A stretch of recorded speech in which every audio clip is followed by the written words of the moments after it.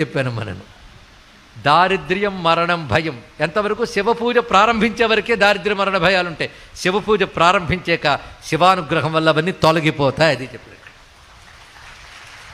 శివుడు ఎలా తొలగిస్తాడు? ఏ ప్రారబ్ధం వల్ల ఇవి వచ్చాయో ఆ ప్రారబ్ధాన్ని రెక్టిఫై చేస్తాడు ఆయన ఇక్కడ.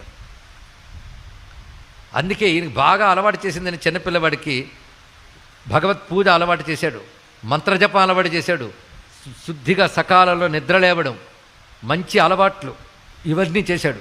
అంటే నీ ప్రారంధంలో అకాల మృత్యు ఉన్న నీ ప్రవర్తన సక్రమంగా ఉంటే దాన్ని కూడా దాటవచ్చు.